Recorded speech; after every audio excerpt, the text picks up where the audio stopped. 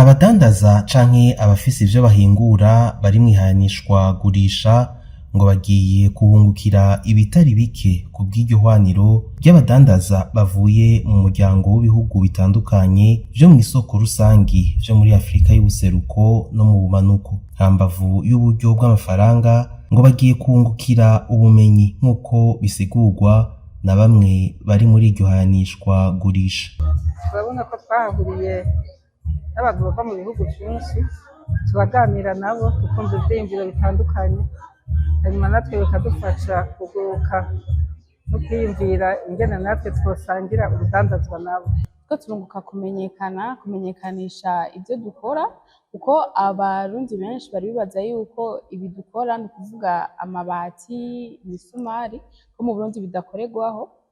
Benshi bari bazi yuko ibihari byose biva hanze. Twunguka tuko turabona ko ingene ibintu bisohoka, ingene babikura na benshi bashaka bavuga ati biraryoshe mukoranye n'abantu bo hanze muri Canada kubera it's easy to carry. Abo badandaza basaba ko amahanishwa gurisha abahuza n'abandi yotunganywa kenshi kugira ibidandazwa bihingurirwa mu Burundi bimenyekane mu yandi makungu. Ibituma bitamenyekana hanze umuntu avyihweje akenshi biva yuko amahwaniro atari menshi cane, byosaba yuko haza haraba amahwaniro kenshi, bigatuma duhuye n'abandi bo mu bindi bihugu tukabona ubukerebutsi bashira mu rudandaza rwabo, natwe tukiga gukerebuka muri urwo rudandaza nkabo. Ibi bintu vy'amafuaha ni bikeya cane, bari bakwiye kuvyongereza akabaho kenshi gashoboka mu mwaka, kugira ngo ko nk'ubu ibaye ibisi 3 gusa.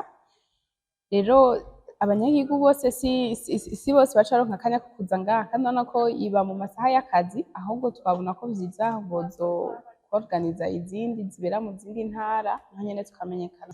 Ariko ko tubikora nka gake mu mwaka nyene baratinda kubimenya, ariko ni bukebuke.